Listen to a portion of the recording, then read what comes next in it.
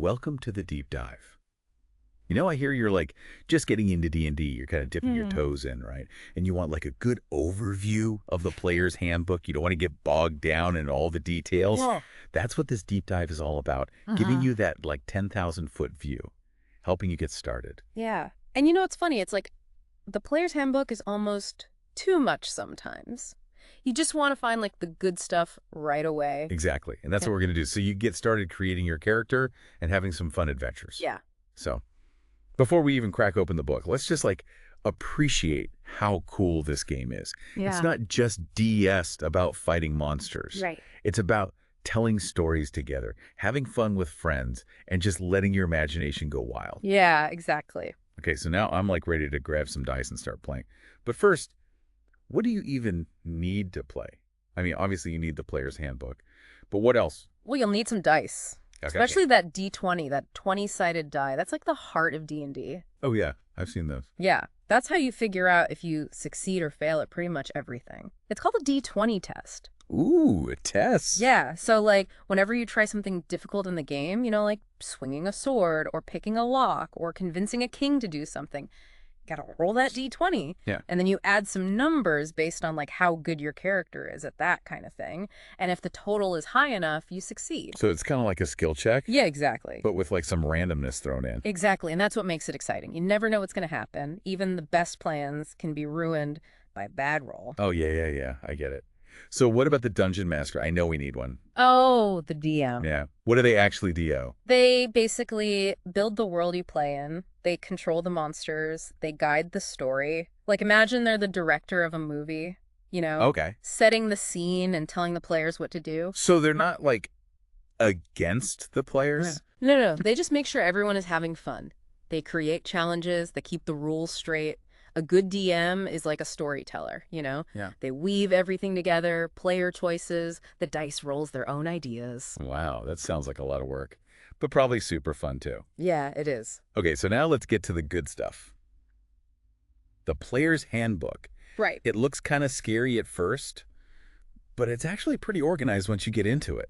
Yeah, it's true. It's like a choose-your-own-adventure book, but for making your hero. Each chapter lets you do more and more to customize your character. You can really get into the details. Awesome. And speaking of characters, that's what I'm most excited about. Can we talk about that now? Sure. Chapter 3 classes. Sure. That's where you pick what kind of hero you want to be. Absolutely. Each class is like a different type of hero. They each have their own special abilities or ways of playing the game. Like, for example, do you see yourself as a fighter? Strong and brave with a big sword. Charging into battle. Ooh, yeah. A valiant knight. Or maybe you're more of a rogue. You like to sneak around and be tricky and strike when no one expects it. Ooh, sneaky and cunning. Exactly. I'm already getting excited just thinking about it. Yeah, and there's so many more classes, too. You'll have to dive into the book to see all the options. Okay, well. It's really cool. Each class is like choosing a job for your character, but way more exciting. And the player's handbook has like tons of information on every class, their strengths, their weaknesses, all their special powers. You can really get into the nitty-gritty and find one that fits you perfectly. Oh, I definitely will. Yeah. So once I've got my class figured out, what's next? Well, now you got to bring your character to life, Give them a story and identity. That's where Chapter 8 species and Chapter 4 backgrounds come in. They help you add all those details to your character, make them feel real. Oh, okay. So it's not just like picking a race in a class? Nope. It's about telling their story. Like, think about it. Are they a fancy elf who grew up in like a magical forest? Or maybe they're a scrappy halfling from the city streets. You know what I mean? I'm starting to get it. Your species and background, they don't just affect your abilities. They shape who your character is, what they believe, what they want, how they see the world. That's what I love about D&D. It's like Yeah. you get to be someone else for a while, see the world through their eyes. Totally. And speaking of seeing the world, there's one more big thing before you're ready to play. You got to figure out your ability scores. Ability scores, what are those? They're like how strong your character is, how smart, how charming, how tough, all that stuff. They determine how well you do on those D20 tests we were talking about. Oh, right. So if I want to be a big, strong warrior, I need high strength, right? Yep. And if you want to be a super smart wizard, you'd focus on intelligence and wisdom. Gotcha. There's a system in the player's handbook to figure all that out. It's all very organized. So we've picked a class, a species, a background, and now we have these ability scores. What's next? Now for the fun part. describing your character, giving them a name, a personality. What are their goals, their flaws? What's their story? Whoa, that's like writing a whole biography. It kinda is, but don't worry. The Player's Handbook has all sorts of tips and examples to help you out. Remember, it's all about making your character feel real and interesting. Okay, cool. So now my character's coming together. They have a class, they have a backstory, they have these abilities. Yeah. But what about their stuff? Like their gear? Good point. Every hero needs the right tools for the job, right? That's where Chapter 6 equipment comes in. Swords, armor tools, magic items, you name it. It's all in there. It's like shopping for your character. Exactly. And what you start with depends a lot on your class and background. A knight will probably start with a sword and shield. A rogue might have lockpicks and a disguise kit. I like it. I'm starting to see how it all fits together. Hmm? But there's one thing I'm still not sure about. How do all these mechanics actually work when you're playing the game? That's the heart of it, isn't it? Well, remember those D20 tests? Those are like the foundation of everything you do in D&D. Whether it's fighting a monster, talking your way out of trouble, or deciphering an ancient scroll. Wow, so they really are used for everything, huh? Yeah, pretty much. And there are a few different types of D20 tests. Oh, really? Yeah. The main ones are ability checks, saving throws, and attack rolls. Tell me more. Okay, so ability checks, those are for when you're trying to do something outside of combat. Like, say you want to climb a really tall wall. You'd make a strength athletics check. You roll the d20, add your strength score, and maybe a proficiency bonus if you're good at athletics. So the higher the roll, the stronger my character, the more likely I am to climb that wall. Exactly. Saving throws are for when something bad is happening to you and you're trying to resist it, like a dragon's fire breath or a magic spell. You roll the d20, add your relevant ability modifier, and try to beat the DM's target number. Oh, okay. So like if I have a high constitution score, I'm probably pretty good at resisting poisons or diseases. You got it. And finally, attack rolls, those are for when you're trying to hit something in combat. You roll the d20, add your attack bonus, and see if you beat the target's armor class. Oh, yeah. Armor class. That's like how tough they are to hit, right? Yep. The higher the armor class, the harder they are to hit. Okay, I think I'm getting it. So we've talked about D20 tests. What else do I need to know? Well, one of the most important things is the idea of actions. You only have a certain number of things you can do on your turn in D&D. And there are 3 types: action, bonus action, and reaction. Sounds kind of complicated. It's not too bad. Think of it like a video game you know.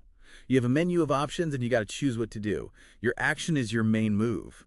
It could be attacking, casting a spell, running, hiding, all sorts of things. Whoa, so many choices. Right. And then bonus actions are like extra moves you can sometimes do, but only if a specific ability or spell lets you. Oh, so it's like a bonus. Exactly.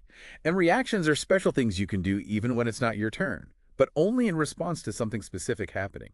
Ooh, so they're like super fast reflexes. You got it. Okay, I think I'm starting to get the hang of this. So tell me, how does combat work in D&D? Is it just all about rolling dice and hoping for the best? There's definitely luck involved, but it's way more than that. It's about strategy, positioning, teamwork. Okay, so walk me through a typical combat encounter. Okay. Imagine you and your friends are exploring a dungeon, dark and spooky, right? You hear some creepy noises, and bam! A bunch of goblins jump out and attack. Oh no.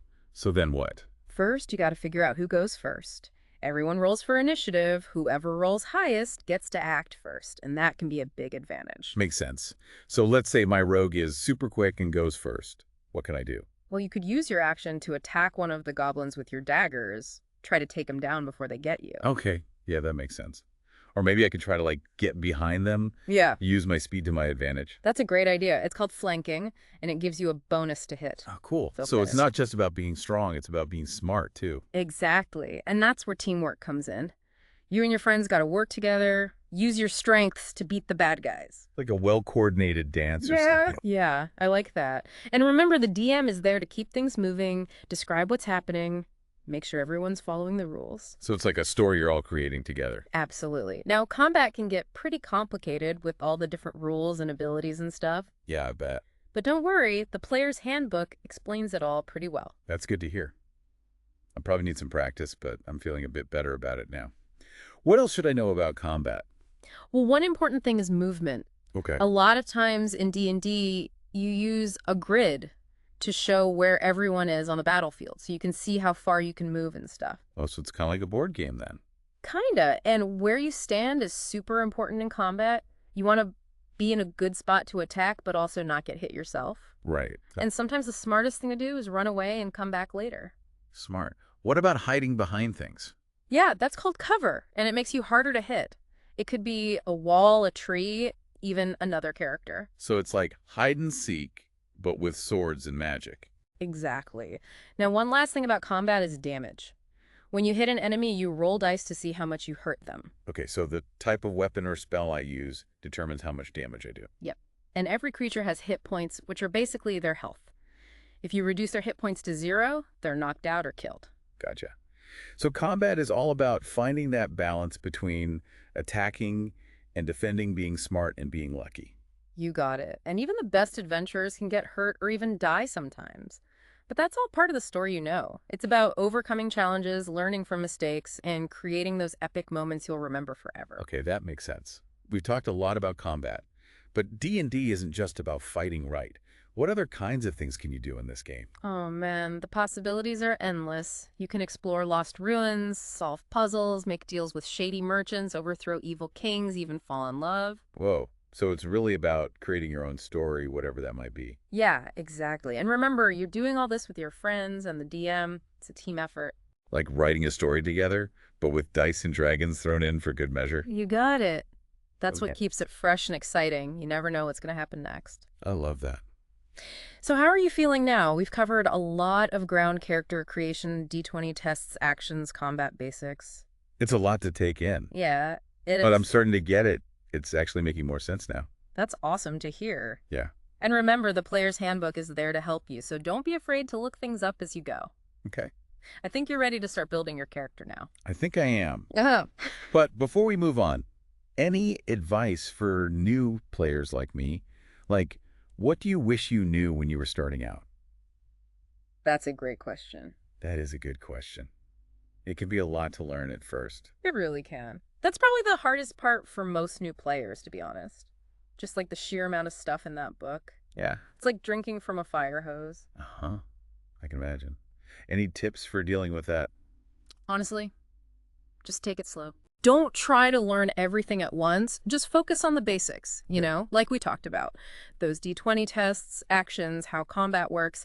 You can always look stuff up in the book as you go. You don't need to memorize it all right away. So it's more about just playing and learning as you go. Yeah. And don't be shy about asking questions. Your DM and the other players are there to help you. It's a team game, after all. That's a good point. So, like, finding a good group is pretty important then, right? Super important. D&D is all about having fun with people you enjoy spending time with. So you want a group that's welcoming and supportive and, people who like to play the game in a way that you enjoy too. It's like putting together the perfect adventuring party. Exactly. And speaking of important roles, what about the Dungeon Master? Have you ever thought about being a DM? It sounds pretty challenging. I mean, you have to be good at storytelling and coming up with stuff on the spot.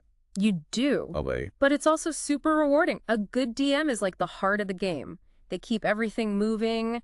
They help the players tell their stories. Yeah. If you're thinking about being a DM, my advice would be just go for it. Really? Yeah. Don't be afraid to try things out, make mistakes, and learn as you go. There are tons of resources out there to help you too. Like what? Well, there's the Dungeon Master's Guide, of course.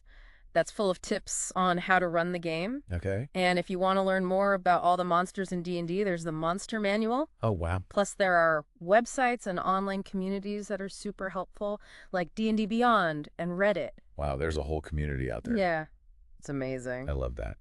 Well, I think we've given our listeners a lot to think about today. We have. It's been fun. It has. So to everyone out there listening who's thinking about getting into D&D, I say give it a shot. You won't regret it. It's a fantastic game. And remember, the most important thing is to have fun.